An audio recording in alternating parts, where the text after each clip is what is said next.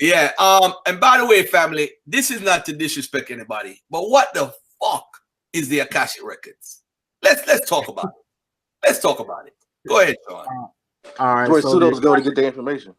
The Akashic Records is a brief, and that we're going to take a brief analysis into the realm of the unknown. So I ain't gonna hold y'all up all day, but the mysterious Akashic Records. What are the Akashic Records?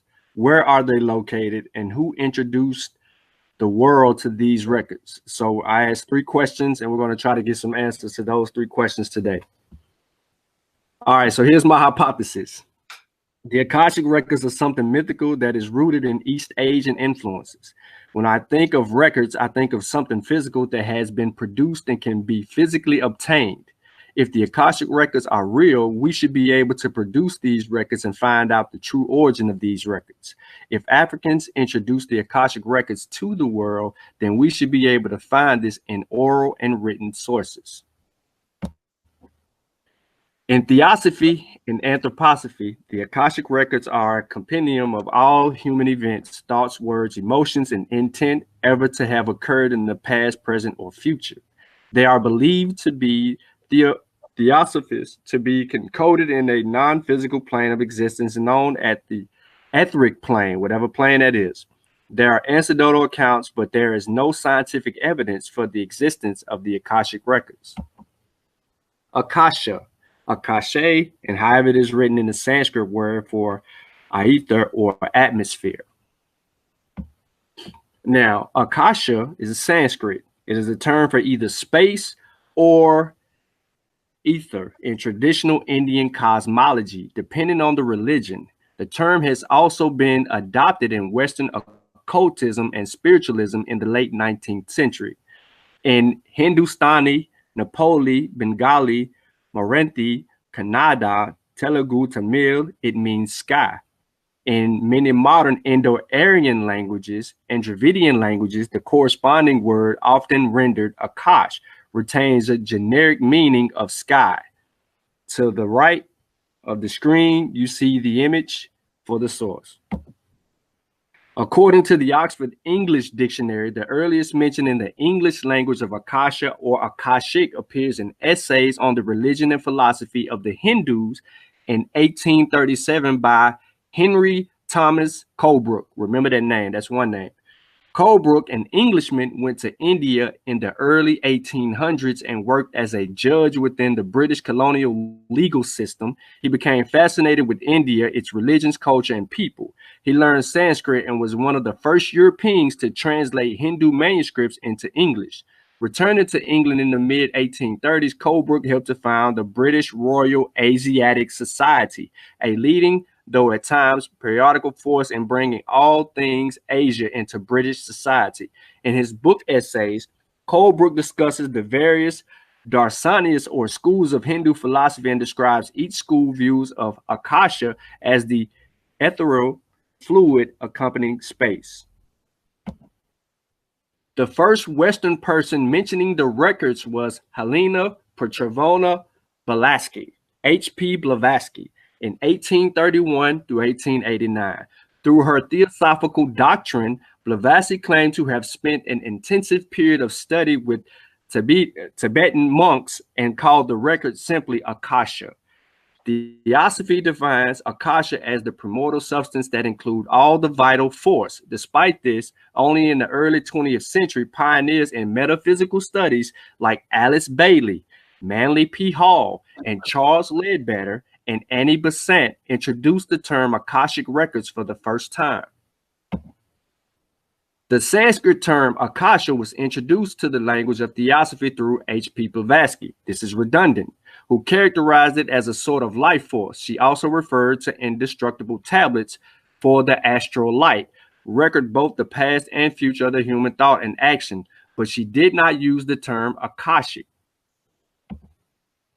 Now, this is going to be a little long-winded, but follow me here as we are collecting the names.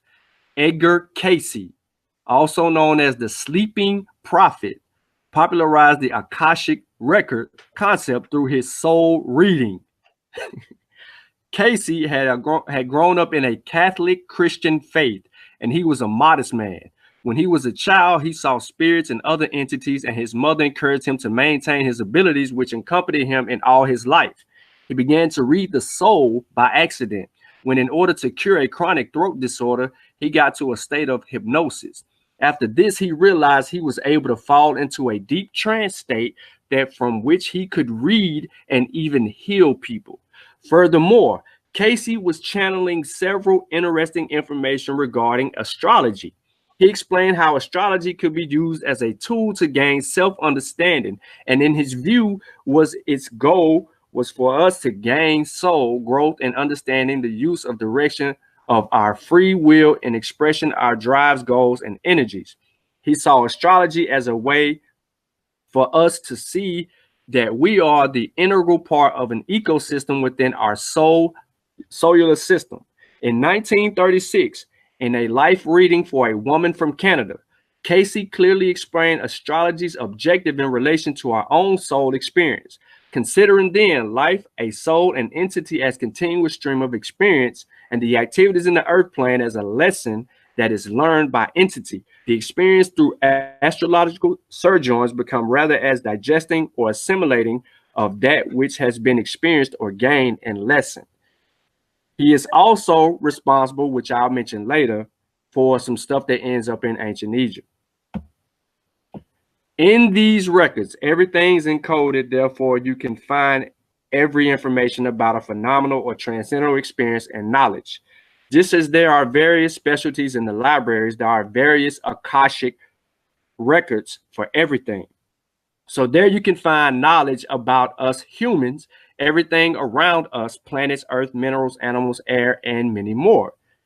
Every soul or human being who ever lived in this world has its life recorded in the Akashic records.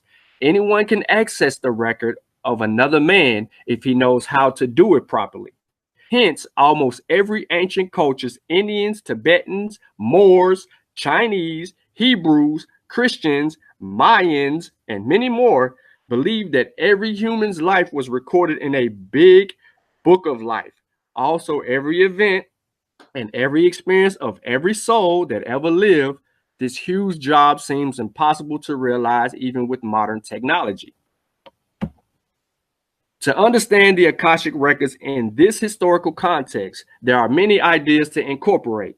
Hindu, Buddhist, Tibetan bond definitions of Akasha, Blavatsky's understanding of the Akasha, Western views of ether, space, and quantum field, divine memory and recording of human activity, particularly as book of life in the West and as the Alaya Vijnana or storehouse memory of Buddhism and Tibetan bond. Presence of a divine recorder or scribe known by various names across many religions and esoteric beliefs. So, as the Akashic record reader, it is very common for me to see, listen to this woman's account. It is very common for me to see other people's past lives in Egypt during a reading. There are many here on earth now who were there or are there now, going along with the theory that all time is occurring at once and you are merely dropping in for a visit when you read the Akashic records. In addition to this, Edgar Casey has also said that the Akashic records are located under the paw of the Sphinx. Personally, I have not yet done a reading asking this or to verify this. However, I have had quite a few very powerful Shamic journeys that have taken me to Egypt, where I used the pyramids along with certain rituals guided by my teacher guide there, which opened up portals to higher dimensions. Afterwards was found this video that makes mention to this sort of use of the pyramids, and thus I had to assume that as someone who has had lives in ancient Egypt, I probably was already familiar with this use of the pyramids.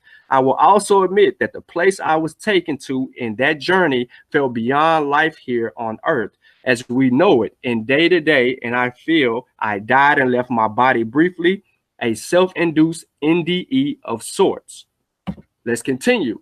Furthermore, upon visiting the University of Pennsylvania Museum of Archaeology and Anthropology, me and my soul companion, who shared a life with me in ancient Egypt, Both received downloads while visiting the mummies there and saw clairvoyant, I don't know how to pronounce this word, clairvoyantly, images of being who was mummified or a connection that had to be beyond, and the Egyptians being in contact with extraterrestrials, of whom I've been later been told are Pleiadians.